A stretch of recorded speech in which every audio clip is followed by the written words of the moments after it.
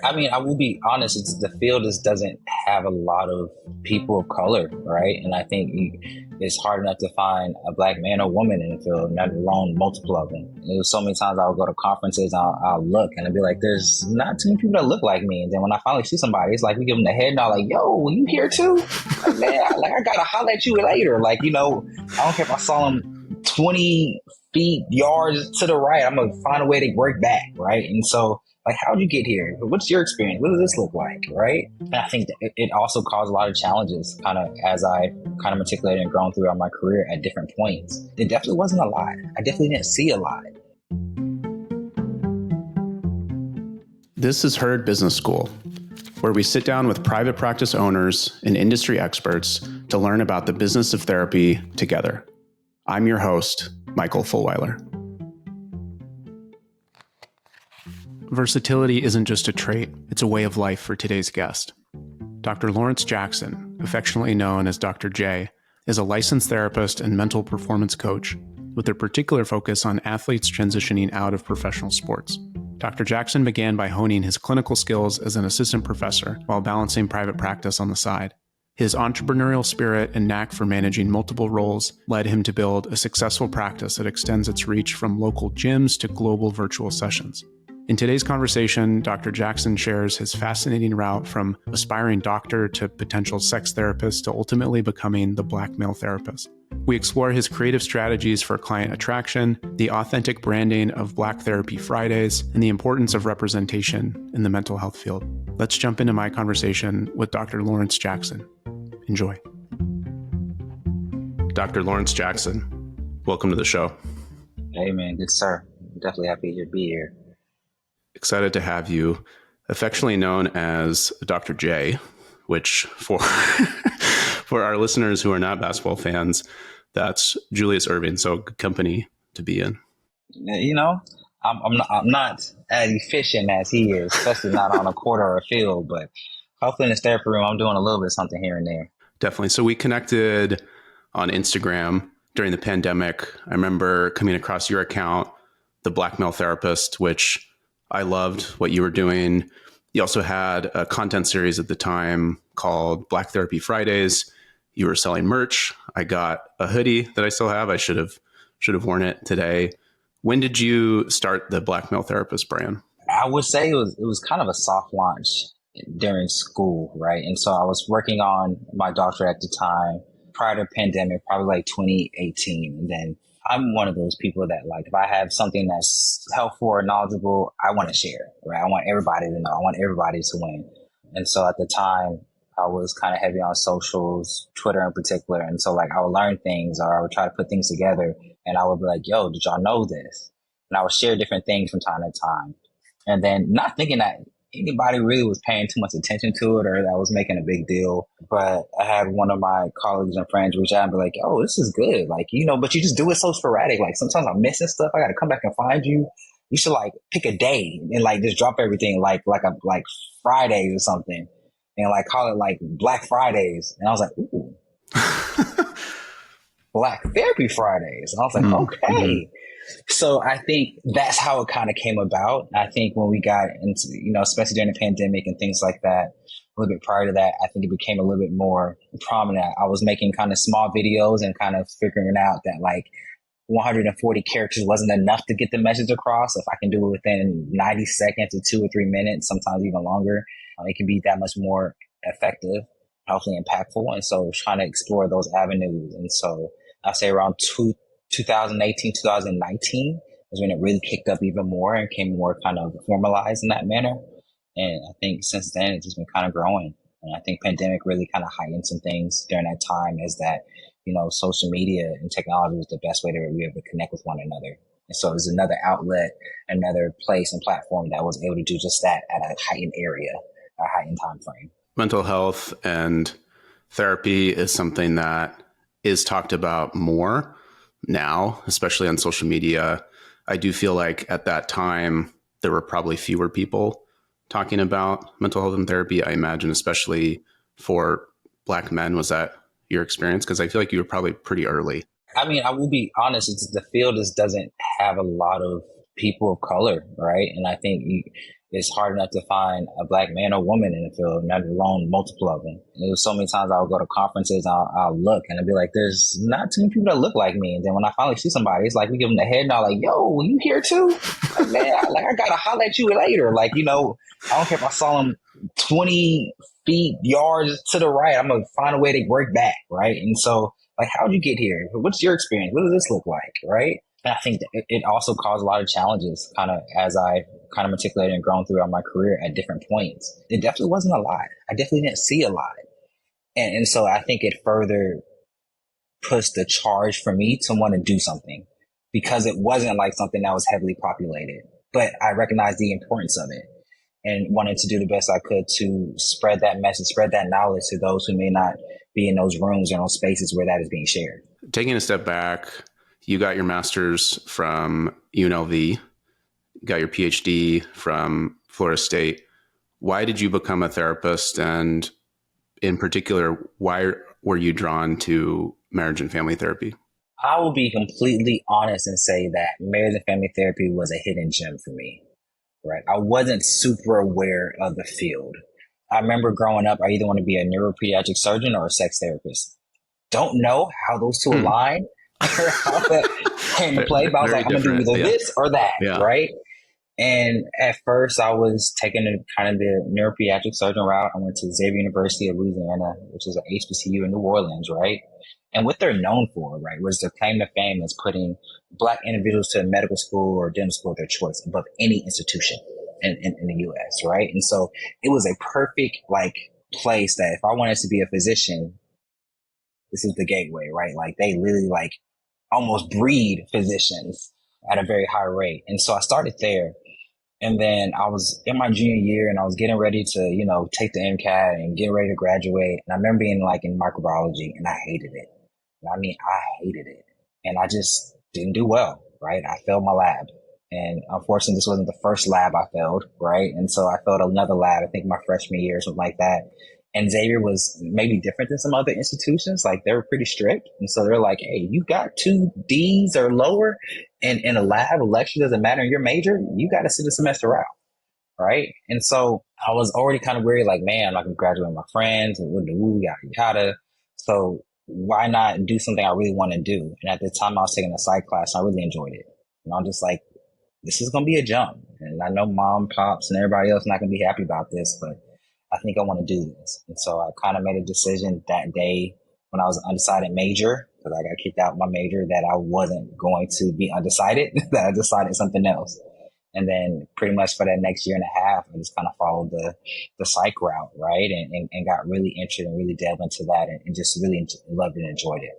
But again, wanted to be a sex therapist. Right. Yeah. I was going to ask what that's right? Surprising. I feel like not a lot of men going into undergrad want to be a sex therapist. Like, where do you think that came from? I think being unique, to your point, Mike, I recognize that, kind of a supply and demand. If it's less supply, there'll be more demand. And then kind of to your point, there's not too many maybe men that want to do this. Definitely not too many Black men that want to do this. And so I was like, oh, this is a untapped population, a place where I can really thrive in. And so always kind of keeping that mindset. And so I kind of was thinking about that. I had a colleague that was a few years ahead of me that kind of also wanted to do the same thing. And at that time, I was also I was too scared to ask for help, right?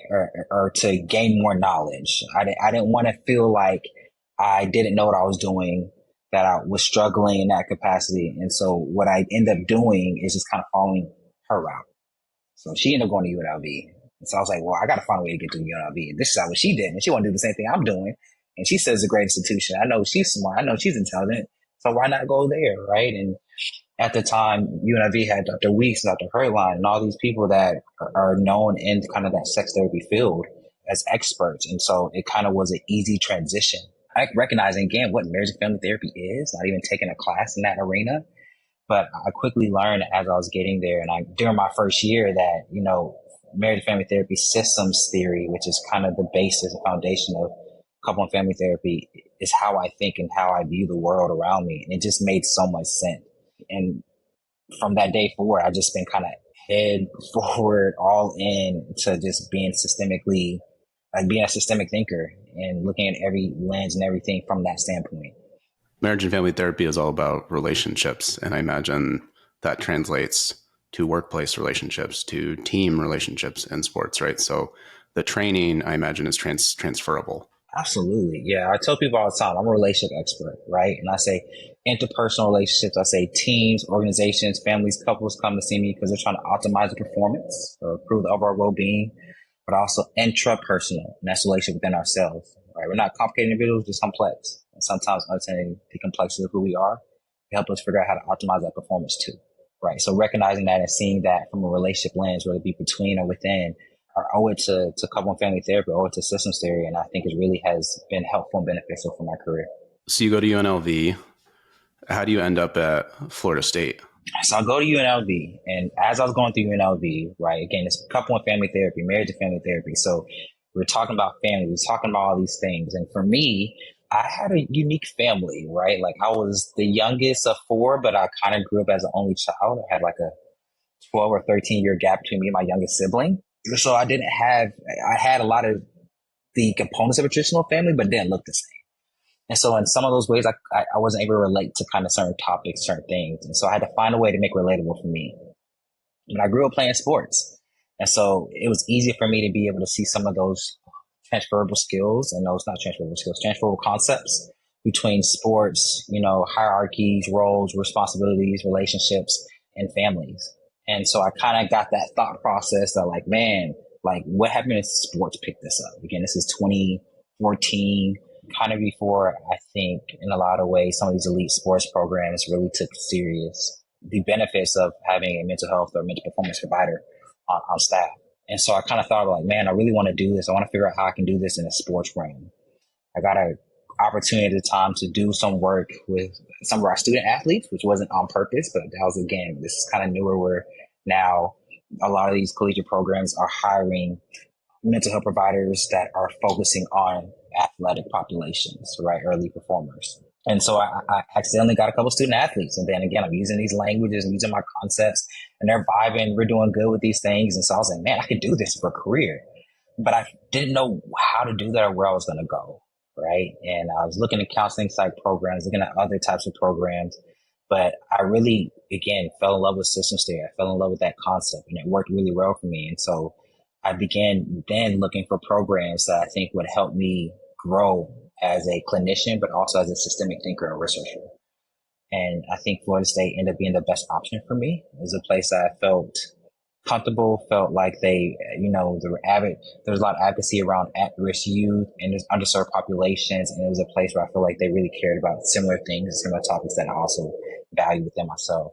And then the program director at the time, who ended up being also my program or my dissertation chair, I just fell in love with her and I think the way that she cared for us students and advocated on our behalf. And it was very evident and very clear from the beginning that this was the best place for me.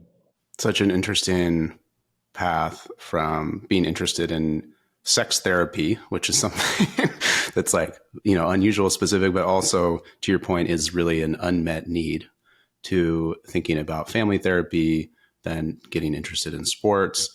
So you're at Florida State, you graduate, get your PhD. At what point do you make the transition into private practice? Pretty much focusing on the tail end of my doctoral training. And so, of course, as we do in master's programs as well, you got to have a certain amount of clinical hours to graduate.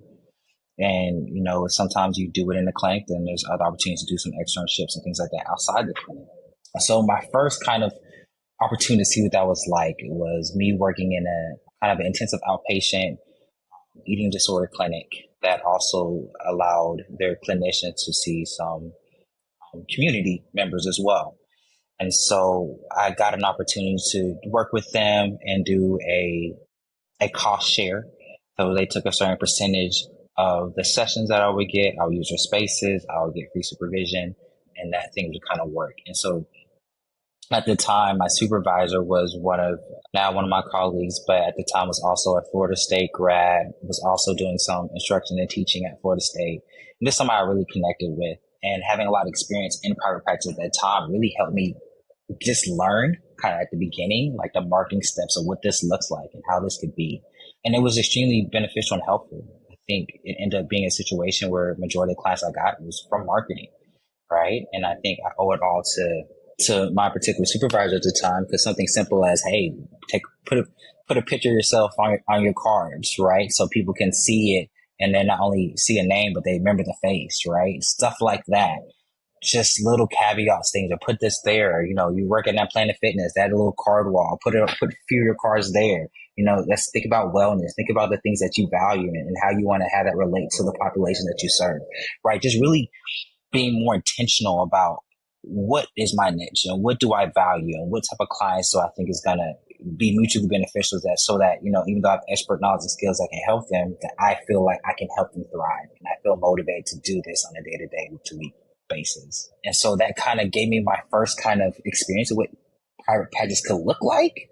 But as I transitioned back to UNLV, into Las Vegas, kind of in the height of the pandemic, as I was finishing out that doctoral career or training, I took the jump and I said, hey, right, I have experience with this before. I think I can do well. I think I can navigate this space.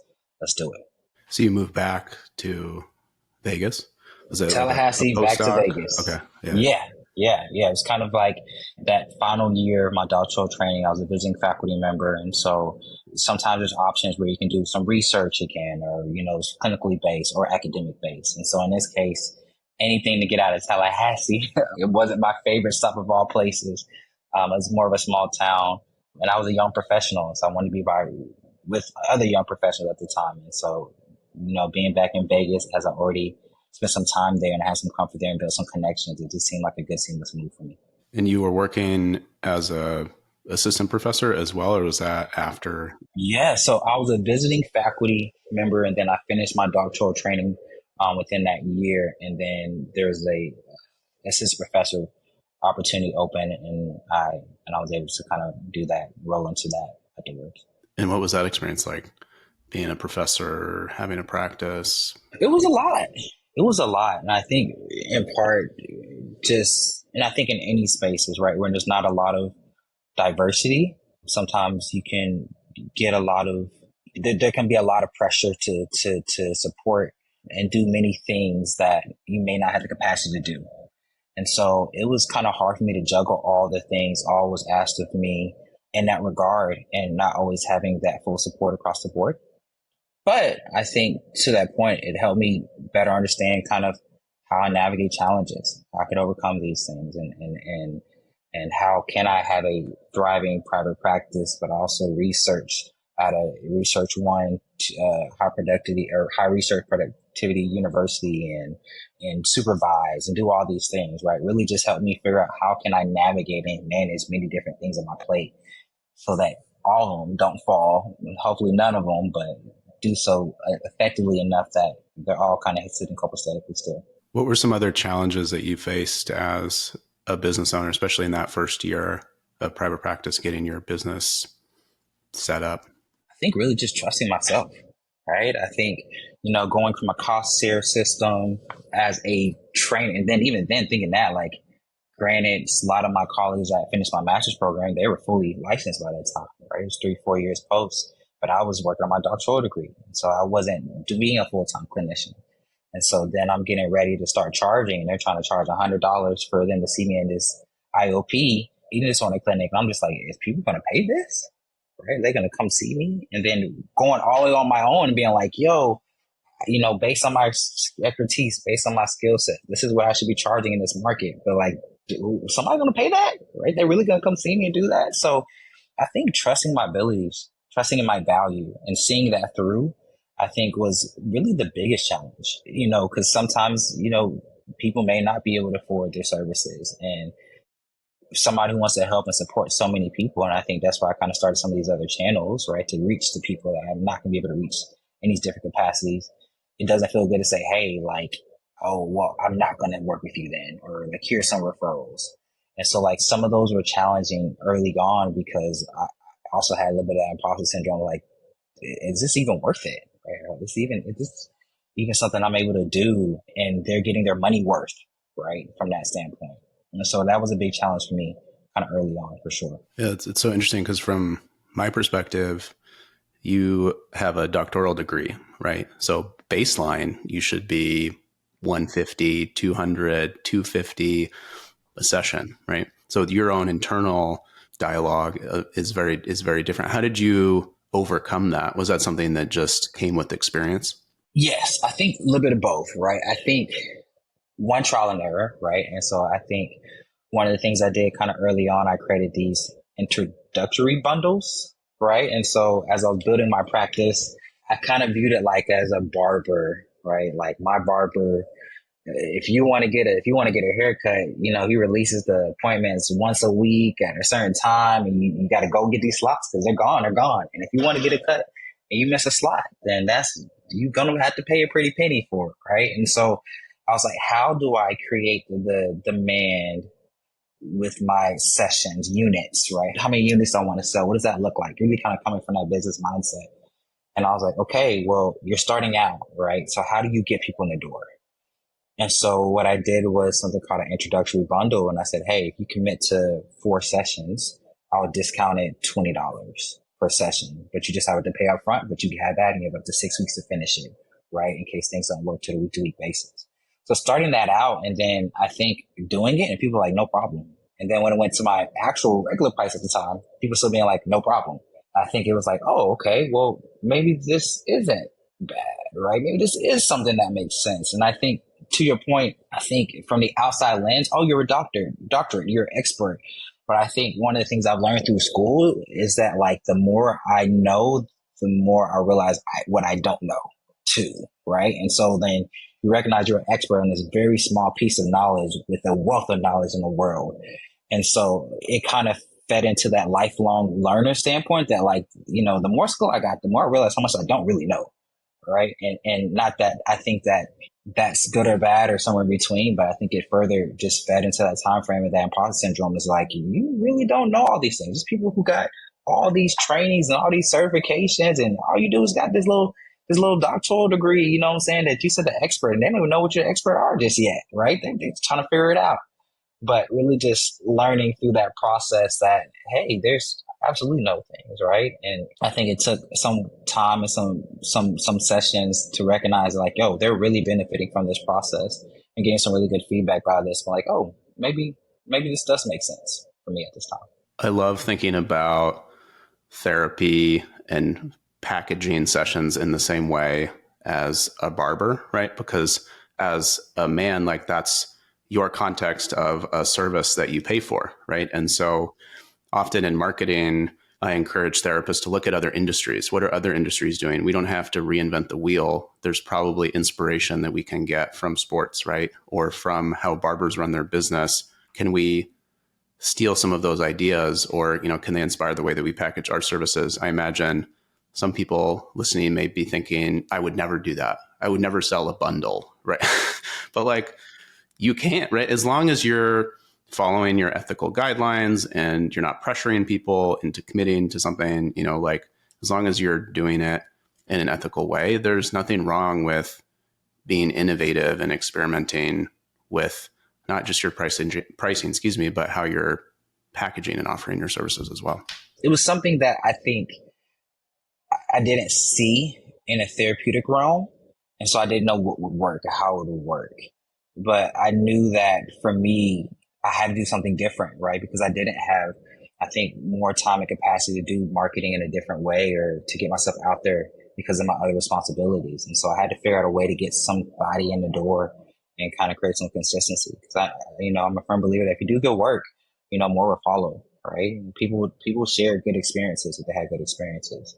And so just something hopefully to get myself in the door and figure out from there what that looks like. There's a therapist I know who does premarital counseling, and that's her specialization. And she offers similar bundles. It's like 6 sessions or 8 sessions. And so you just you sign up for that up front. And there's a process that she uses for that, kind of similar idea. How did you define your niche as you were building your practice? I want to say I did 2 things. It was kind of like a reverse niche, right? Like what I tried to do was really I try to show up authentically, as much as I can, right? And I think sometimes that is great to do. Sometimes it's like, wait, I wasn't expecting that. I thought we were just doing formality. I thought we were just kind of, hey, how you doing? Not like, hey, how you doing? My day's not the best, right? Just want to get this going. But trying to show up authentically, I think what I try to do is market myself authentically as I am. And so I try to speak about my experiences growing up. I try to speak about my training. I try to speak about the things I'm passionate about and what that looks like and put that on my website. And so I really hope when people read my website or other places that I'm listed in, they get an idea of my personality. And so what I always want is people who want to see me because they feel like they can connect with me. Right. And if you feel like you can connect with me, there's a good chance we probably can. Right. And so I think there's an opportunity for us to do good work. So kind of like a reverse method there. But I think because of my other experiences and just whether it be in sports or sex therapy or doing couples work or trauma work or some trainings I have, I think it just kind of allowed me to really broaden, but also make sense of what this looks like. Right. And so when I think about my niche now, as much as I market myself as a Black male therapist, my clients are pretty diverse, right? And all types of identities. But I also want that visualization, that representation to be there so that maybe those that are unsure, they know there's an opportunity to maybe do some work here. And so I think my niche is kind of with my identities and hopefully creating opportunities for people to connect with me, but also because of my lived experiences and my clinical experiences and my clinical opportunities as well, to be beneficial in that regard too. That's interesting. So your brand as the Black male therapist is you as a Black male therapist, right? Which is different from, say, therapy for Black men, which is about the population that you serve. So it's really about you and your identity. I think that I've quoted my friend Patrick Casale on the show before, but he says, authenticity is relatability, right? And so if you're authentic, people will relate to you or they won't relate to you. That's also okay, right? And I think that if people aren't either in either of those camps, then like you're probably not that interesting to anyone, right? So like I think there needs to be that kind of line in the sand where it's like, oh, this is a therapist that like I relate to, I would want to work with versus not want to work with, because otherwise you're just kind of in the middle. Absolutely. Yeah, Mike, I completely agree. I was speaking to one of my colleagues, Dr. T.M. Mosley, is another kind of clinical sports psych doc, and we were having a conversation, and they said, vulnerability is nothing but authenticity with a risk. And it really spoke to me, right? Vulnerability is nothing but authenticity with a risk. When we think about when we're showing up authentically, there's no filters, no masks. We're showing up as we are and who we are, right? It's risky because we don't know how the other person can perceive it or take that. But nevertheless, we're being authentic. And when you think about therapy, you think about the role that vulnerability plays into it. You gotta be able to feel like you can be authentic. You gotta be able to be in spaces and places where you can do just that. And so really want to show up as my authentic self and hope that I can use that as a catalyst for when patients and clients come see me, that they're able to be that much more vulnerable from the start, from the get-go. And I feel like we're able to do that. We have an opportunity to really build genuine connection. And I think that's a catalyst for growth. Definitely. And vulnerability is something that is challenging for a lot of men. So as a Black male therapist, modeling that vulnerability and authenticity, I think gives permission to other men to do the same. Absolutely. Absolutely. I was I did something when I was doing some work, the Motor City Cruise and the Detroit Pistons. We meet with a couple of coaches, Coach JD Du Bois, and he kind of mentioned that like something about having a therapist on staff is like a permission slip, right? It's a permission slip that it's okay to have these conversations. It's okay to have some challenges. It's okay to talk about them. And that just accessibility and saying, hey, I'm here, I'm available whenever you need me. Not even like saying like, oh, just stop by the office. Like, hey, just passing by. How are you doing? Right? Creating that space and opportunity, this permission slip to have some of these deeper conversations that can be beneficial across the board. So you mentioned that you were leaving business cards with your picture on them at gyms when you're in Tallahassee. When you get back to UNLV, you're starting your practice. You're posting on social media, you're creating content. How else were you getting clients? Sometimes word of the mouth, right? I think whether it be seeing me on social media or maybe having some connection with me at some point and have a friend or a colleague or a family member that's going through something like, hey, I know somebody. I know somebody that can help. I know somebody that I think could be beneficial. And so kind of reaching out that way. And of course, I think utilizing the inclusive therapists and the psychology days and therapy for Black men and therapy for Black girls, all those things are good, resources as well to just put yourself out there. And not saying that it always kind of comes through, but I think it just really shows the value that you have by allowing yourself to be listed in these other spaces about what's important to you and what you're about. And so I think sometimes people may have found me in one area and then see me in another area and be like, oh, he's here again. Like, he must really care about this. He must be really passionate about this. So I think in some ways by, putting yourself more out there, more spaces and places that you are looking for the clients that you're hoping to reach, I think you're able to not only build up that credibility about the importance it is to you, but also it gives them another opportunity to kind of see your face again. How were you thinking about growing your practice at that time? Like, is the goal to, build up your caseload, hire other therapists, expand into a group practice? Or at that time, were you more interested in working in sports and trying to get into that industry? And so the private practice was something that you were doing more on the side? I think the last one, the latter. I think I was interested in getting into sports in a different way, but knew that I wanted to keep up my clinical skills because as a professor, I'm teaching, I'm interning, I'm supervising. And I think supervision is a form of that, but I wanted to be in the weeds myself. And so keeping those clinical skills first, continue to kind of build that, pursue licensure, pursue certifications and things like that. I wanted to really create that opportunity to do just that. At the time, I didn't think about building more. I just thought about extra income on the side, but also being able to kind of have some direct influence and impact that I think that was going to hopefully be rewarded for me at that time. Because academia can be a lot, right? You're doing a lot. Like, it's not a 40-hour-a-week job. Sometimes it's 60, 70, 80. When you think about lesson planning and grading and everything between. And so I needed something that I can grab onto that be like, you know what, I'm doing good work here, right? And so therapy ended up being an outlet for me to kind of get some of that validation, seeing my clients grow over time. So that was kind of like what was my point in the beginning, was that it's something that I just enjoyed on the side. That was an opportunity for me to make a little bit extra money.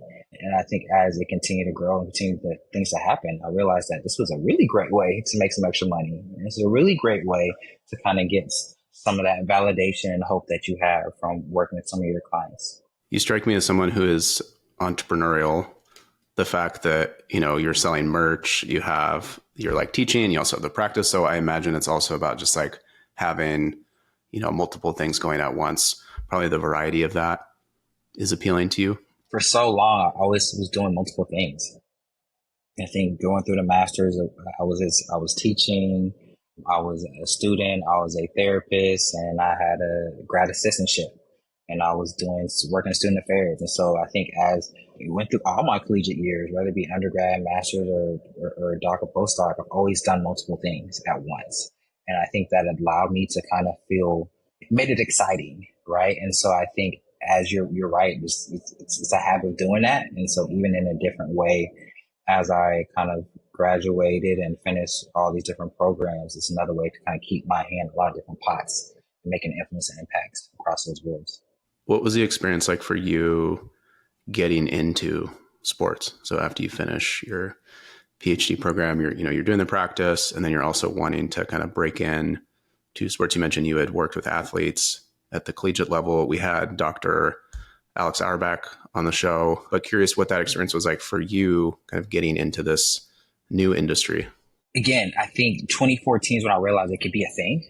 And looking back to that's a decade now. I'm like, wow.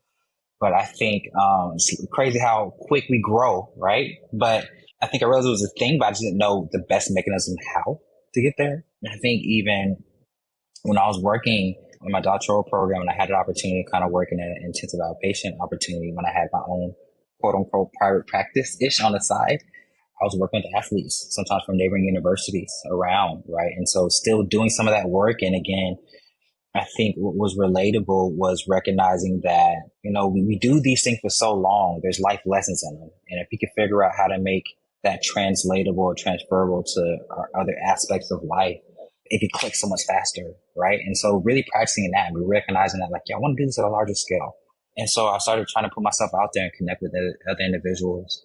And I think kind of post-master's, I was kind of focusing on that even as I started my doctoral program. And I think I met one of probably the biggest influential people in my kind of early sports kind of therapeutic career by meeting someone who was doing some work at the time with the Detroit Pistons as a kind of a wellness coach, and building a relationship with him and having conversations with him, doing supervision, getting consultation, right? And even sometimes he would quiz me or ask me like, how would you handle this, young buck? How would you do this? How you would do that?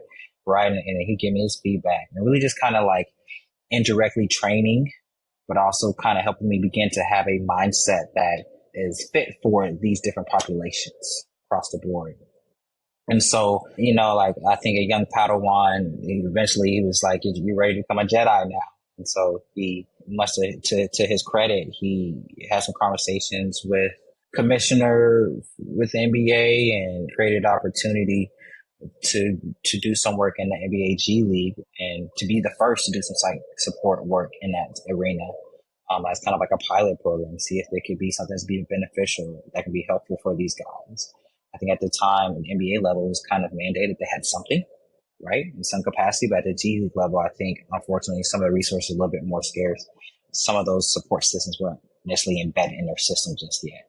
And so that was like that big opportunity. I'm not just only working with players, I'm working within the player ecosystem, right? I'm understanding what the structure looks like, what the day-to-days look like. How do I show up? How do I navigate my work with other support staff, right? How do I intertwine with athletic trainers, the strength and conditioning coaches, right? The nutritionist, dietitian, whatever the case may be, really figure out how that makes us all work together. And I think that was extremely valuable because it showed me a different way of doing therapy, right? Because I think prior to that, people were coming to me because they wanted to, right? They had some desire. This was the first opportunity that I was doing therapy when I was there and they didn't have to come see me. So how do I make this attractive? How do I help them see the value of what I do? How do I help them when maybe they don't even know what we're working on just yet, or where my direction is, where my thoughts are? Sometimes they're coming to me. Sometimes it's a casual conversation. It kind of forced me to look at therapy differently, unorthodox even to some extent, because it's not the 30, 45, 50-minute hour sessions. It's 15 minutes between, going from the bus to here, their shoot around, and we're just talking mess. And then all of a sudden, hey, check this out. What you think about that? Right. It just really helped me become, I want to say witty. I don't know if that's the right word, but like more quick on my toes, right? Like you got to be more efficient. You got to be more effective. You got to be quick, right? Because you may not have that moment again. And so really figuring out how to capitalize on those times and those moments, but also how do you build off of that, right? Because you may not, they may think about it, but hey, man, doc, I forgot what you told me, right? Or it may be like, hey, you mentioned this, but I'm now thinking this, right? And so just really, really trying to be more intentional. It was a different challenge every day, every opportunity about how I can support varying needs, varying thoughts, varying wants, varying desires across the board in a player ecosystem where everybody has different parts. Everybody has different roles. And how do we all work together? So I kind of started out there. With that also being said, I've been able to get some opportunities to kind of work in other sports leagues and be a part of different clinician directories and work with players in other capacities as well. And so again, kind of on an individualistic basis, up until the point where I'm doing some work where I am now through Tulane, brain and body assessment, doing a lot of psych assessments, working with the NFL Player Association Trust and former NFL athletes, kind of helping them as they transition out of their time in the league and trying to help them figure out what is the best mechanism supports around them to kind of help them be successful in this next level or this next avenue of their life. Oh, that's interesting. So you're working with athletes who are transitioning out of sports primarily? Yeah. So this position here, I'm the clinical behavioral sports therapist, and my role is to kind of do some assessments of guys who have now retired or separated from the league. I want to say retired, but I say that very loosely because majority of them don't get to retire. They get fired in a lot of ways. And I think it's a tough reality is that one day I had a job and the next day I got cut, I got released and my livelihood and things changed. And I still can do this. I'm still working out. I'm still doing all these things and nobody's picking me up. And so that's a very, very tough transition. I think a lot of times because of where they're at, they're super vulnerable. They're grieving that identity. It's hard to reach them. right? And so I think I love what I'm doing here to kind of help guys this next part of their career, the next part of their life, figure out what are the best ways that they can adjust to this so they can continue to be the high performers that they are in this next journey or this next level of their life. I love that as a population to work with within athletes. And I think that just speaks to the opportunity to continue to niche down, right? Because athletes in general are under a lot of pressure. College athletes, 18, 19 years old, especially if they're basketball, football players, right, on a national stage, right, on national TV, ton of pressure to perform. You get to professional sports and again, under a ton of pressure. I think what's interesting is that professional athletes have the best trainers, coaches, nutritionists, doctors in the world, right? Haven't always had mental performance coaches and therapists. And so I think the fact that that is now becoming part of their treatment team, to me, makes a lot of sense. But then once you transition out of sports, that has to be very challenging because in professional sports, especially the NFL, I imagine, NBA, like when we talk about retirement age, we think about 65, right? But when you're a professional athlete, you're retiring in your mid 30s, maybe you hit 40. So like you're still pretty young and you've played sports your entire life. So who are you now? And what is that identity? And I imagine that there's a need for that type of support. It's a lot of transitions, and a lot of us go through transitions, but one of the realities is that when you're a professional athlete, you found a way to not only do this for fun, but do this for a business and do this at a very high level. So, you're the 1%, the 1%ers of these things. And, when you're navigating outside of your career or your sport, it's like a rude awakening. Like, wait a minute, like I'm used to doing this at this high level.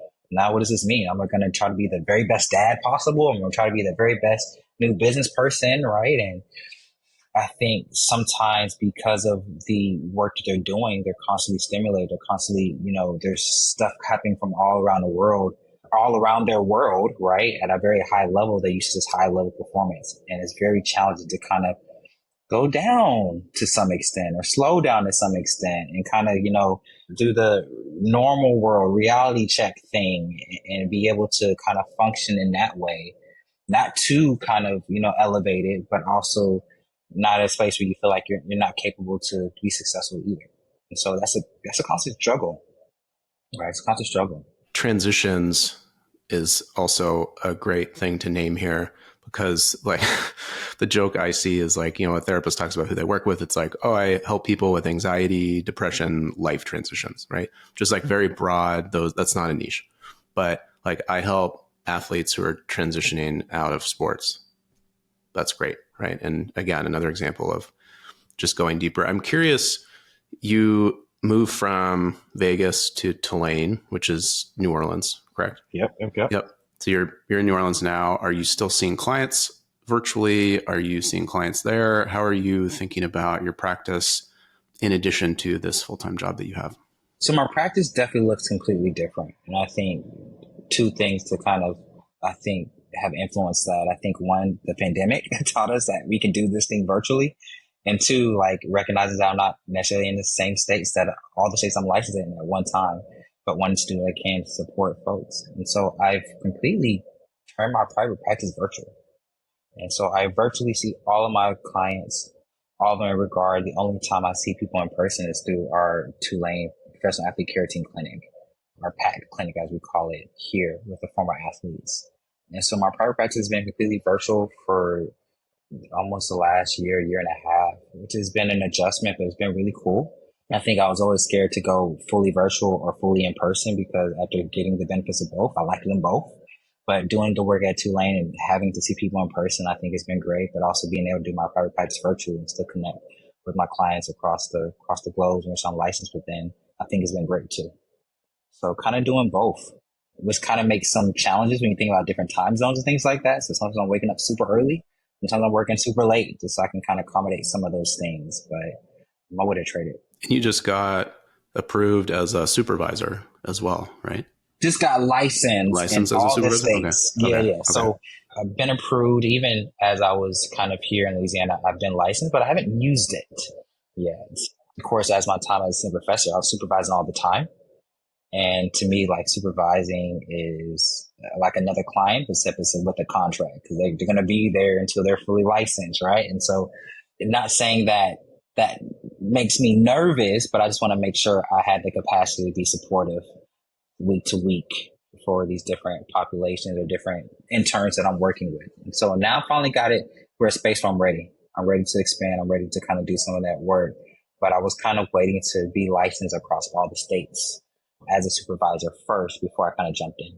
For listeners who may not be aware, what is the process for getting approved to be a supervisor and offer supervision? Every state's different, but I think the biggest thing is so you either have to rather be part of your doctoral degree plan, or if you're not in doctoral studies, you have to take kind of a approved supervision class and course. And through that course, you're learning about kind of the ethics behind it. You're also supervising somebody under a larger supervisor, right? It's this kind of isomorphic process of like a supervisor supervising supervisees, right? Like it's just it's like a final boss supervisor. You know, exactly, right? And giving you feedback, letting you know what you're doing well. And so it kind of starts there. And then once you get that, it's just kind of getting those hours, getting those times. Typically can't be able to supervise until you're fully licensed, right? And so some people can do that class before they're fully licensed. And then after they're fully licensed, their kind of time kind of goes. And so some states want you to be fully licensed for 3 years before you can begin doing supervision. And so some states have reciprocity, some states have less. But I think kind of standards kind of, you got to be fully licensed to be able to supervise. You got to be able to take that class and have certain hours of supervision, teaming hours, supervising other clinicians, see what that looks like before you have the opportunity to supervise. I imagine it probably varies too by license. So if you're a marriage and family therapist versus a social worker versus a licensed mental health counselor. For sure. And even then, sometimes they allow us to, I say, play with one another. What I mean by that is like they allow us to maybe work with LPC and things like that. Maybe different kind of benchmarks you need to hit, but there's opportunities that maybe even if you like, hey, I really like the supervisor, but we're not in the exact same field, there may be an opportunity to still work with him and get some of those hours met too. It feels like another opportunity, like we were talking about earlier, to have kind of a different income stream for your business, right? So you have your therapy, you have your supervision work, maybe you're doing coaching or consulting, just to kind of mix things up. Yeah, absolutely. Yeah, it's definitely another opportunity there. As you think about your practice today, what are some challenges that you're working through? Time. I think time for sure. My practice is pretty consistent around, I'll say, anywhere between 10 to 14 to 15 hours a week, or 10 to 14, 15 clients. I look at them in like separate units for every hour that I am prioritizing those sessions. And so of course, there's times I'm getting calls, and because I'm already super busy, I'm not returning them, or I'm not able to get back to them as quickly as I would like to. Or when I think about just wanting to do more, but sometimes not knowing if they're getting support, and wishing I kind of was able to grow my practice a little bit more and have maybe some interns under me to work, so we still can make sure we're helping the populations that are reaching out, that are looking for support. Because it's super hard to even just ask. Right. And I think it's really tough to get to a place where you're ready to do therapy and you reach out and then you can't get back to the provider, or the provider can't get back to you, or you really, really want to work with them and they're just super busy, and it's delaying your healing, delaying your growth. Right. And so wanting to find more ways to capture and keep, but also in a way that doesn't put me in a position to be the sole provider or so supportive within that, but also maybe in a way that allows maybe a group of us to do that, but maybe share some of that knowledge and skills and things across the board. That's a great point, because even though your practice is smaller, you're still doing, I imagine, a similar amount of admin work in terms of responding to inquiries. It's not like the inquiries are less. Yeah, no, right? Not at all. And even 10 to 15 clients is not a small amount. Like some therapists have 4 or 5, and that's kind of their caseload on the side. So you're seeing a decent amount of clients. Yeah, I stay a little busy. Right, I'll say I'm a true part-time therapist. I think double that would be full, right? And I think that's a lot, right? But I truly view myself as a true part-time therapist. But to your point, when people reach out, they don't know that. They don't know that. They see a website, they see whatever, right? And they're thinking, hey, there's more than one of you that can support me sometimes, right? And I'm say, hey, it's just me. It's just me. You're reaching directly to me when you're calling, you're reaching out. And so I understand that process for sure. Dr. J, it's been incredible. We're coming to the end of our conversation. To wrap this up, what's one thing that you want therapists to take away from this episode? If they only take one thing away, and I know you've shared a lot of really great information. I think the one thing I would want therapists to take away from this conversation, especially if they're beginning their private practice or beginning to start that work, I would encourage them to do it, but most importantly, do it the way that fits more salient to who they are.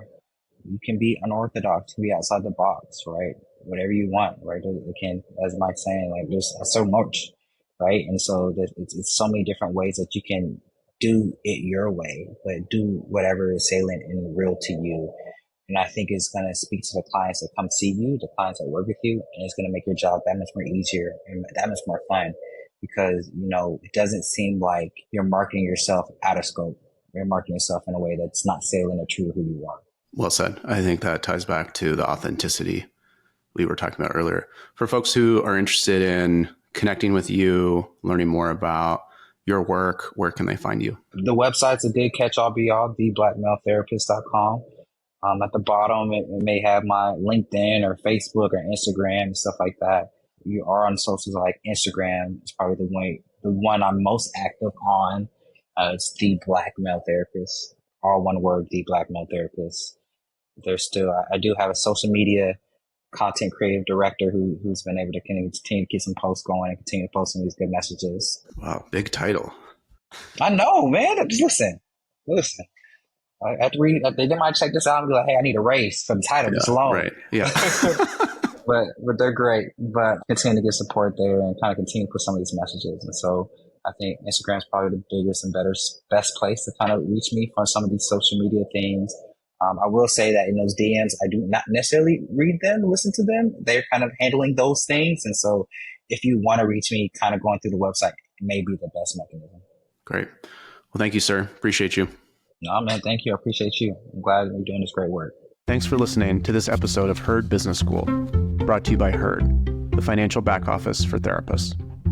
Visit the Herd Resource Hub at joinherd.com to support you in your journey as a private practice owner. And don't forget to subscribe on YouTube, Apple, Spotify, or wherever you get your podcasts.